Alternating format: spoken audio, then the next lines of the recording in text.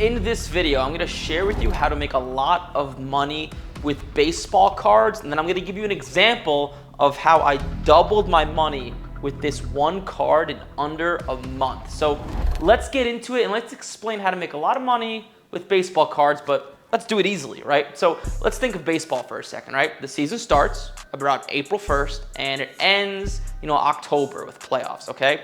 So for those of you guys who have watched this channel and you've seen me talk, you know I live by Warren Buffett's famous quote, "Be fearful when others are greedy, be greedy when others are fearful."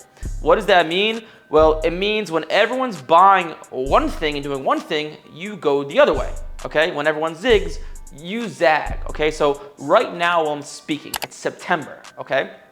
I'm gonna tell you this to give you an example. So right now, people are really hot on football, as you can imagine, because it starts like in a week while I'm speaking, and people are hot on basketball because it starts in about a month or two, okay?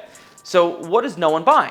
Nobody's buying baseball, okay? So I am the type of person to go and start buying a lot of baseball cards. If you look behind me, I don't know how well you can see that, but most of it is baseball because that's what I've been buying. And to kind of counter that, right, I just sold a lot of my football and sold a lot of my basketball. When did I buy my football and basketball? Well, I bought it in February and March when everyone was buying baseball. You see, because baseball season gets hot, right? In April, it starts. People buy it in February, March, okay? So I love to buy baseball in August, September, October, when things are really in the crapper. The types of guys I like to buy, and this is gonna sound a little bit weird to you guys who are newer to sports cards, it's not the blue chip stocks who you would think. It's not Ronald Acuna. It's not Juan Soto. It's not Mike Trout. It's not Shohei Ohtani, right? These guys are blue chip stocks that don't really move that much, right? Like Disney, Google, Apple, these stocks don't move that much. They move about a few percent, right? If I'm gonna spend $10,000 on baseball cards, I don't wanna wait 4 months to make $1,000 profit. I could do that and keep it really safe if I was buying guys like Shohei Ohtani, but I don't wanna do that. So you have to buy the penny stocks, okay? When I say the penny stocks, I mean young guys in the minors that are very volatile, okay? Because these guys are the ones that in February and March that get a huge uptick when the season's about to come around the corner. One of the most popular guys was Anthony Volpe, okay? Anthony Volpe in October and November and December was cheap. And because he was young and had so many expectations come around February and March and people realized he was gonna be the starting shortstop for the Yankees, his stuff almost doubled in a matter of a few months, okay? That's not gonna happen with Mike Trout or Shohei Ohtani because you know what you're getting already, right? They've been in the league for 7, 8, 10 years, right? People aren't gonna be that excited, right? Prices go up with excitement. Excitement creates demand. More demand, prices go up. So let me give you a real life strategy and a real life example on how I utilize this. So I love to buy these prospects in August, okay? For those of you guys who follow baseball, you know what the arbitration rules, I'm not too familiar with them, but in September, a lot of prospects get called up for teams because if you call them up in September, they get some sort of extra year in their contract, something like that. I'm not the expert with it, but September, a lot of prospects get called up, okay? So what I love to do is I love to buy these prospects, guys who I think are gonna be called up in February, in March, and start for their team because those are the types of guys that are going to make me a lot of money. But sometimes these guys get called up in September, okay? So think about that.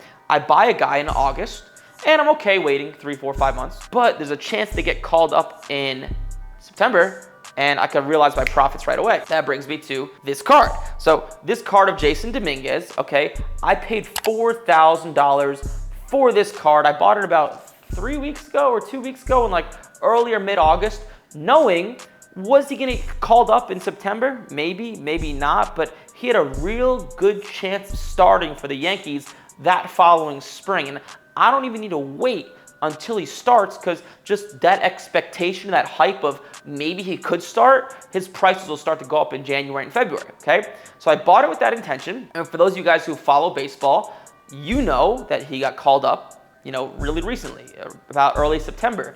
And I got even luckier and he actually hit a home run his first swing, which is like, sometimes it's better to be lucky than good, right?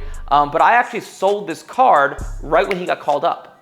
Okay, so the minute he got called up, I made a post on Facebook, someone reached out, and they offered me $4,000 in cash, plus a Ronald Acuna PSA 9 green, which I think I could crack and regrade, which is about, the last sale at $3,000, but realistically it's probably $4,000 now because his stuff has went up because he's probably going to win the MVP.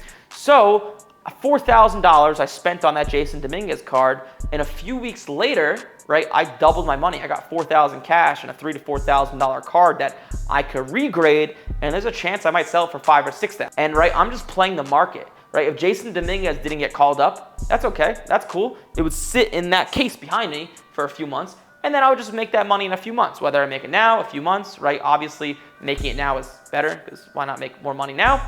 But that's the game I'm playing, right? So it's like kind of a no-risk thing, because what could happen in the winter, right? These guys aren't playing, they can't play bad, they can't get injured. I guess they could if they're playing like some sort of fall ball, but probably not gonna happen. Right, so that is how to make a lot of money on baseball cards. And let's say worst comes to worst, right? The player doesn't have a lot of expectations come that spring. You're not gonna lose money. Chances are maybe you'll make a little bit and you'll move on, okay? So long story short, when everyone's zigging, you zag and you buy guys that are really cheap, and it's easier said than done, right? It's easier said than done because Jason Dominguez's value is worth like half of what it was in March, and it's difficult to pull the trigger on something that's fallen so much in value. But that is a great way to make a lot of money. It's low stress, it's high returns, right? Even if you make 20% in 4 or 5 months, you go tell a financial advisor I'm making 20% in 4 months, they won't even believe you, right? Like this Jason Dominguez card, I made 100% ROI in a month. If I went on Wall Street and told someone that, they would think I'm on crack. But it's realistic if you know how to play the market, because in stocks, you can't really have an unfair advantage because there's so many people that do stocks, but sports cards is a smaller market. So if you have a higher level of knowledge, you could give yourself an unfair competitive advantage, and that's how to make outsized returns, right? So hopefully this video made sense. Hopefully you enjoyed it. If you did, I have a bunch of other videos. I'll put some more around this video somewhere, but like, comment, subscribe. Any questions, leave them below in the comments. If you think I'm crazy and you think this strategy is asinine and you think I'm ridiculous, tell me. Leave a comment below, but like, comment, subscribe. I'll see you in the next video.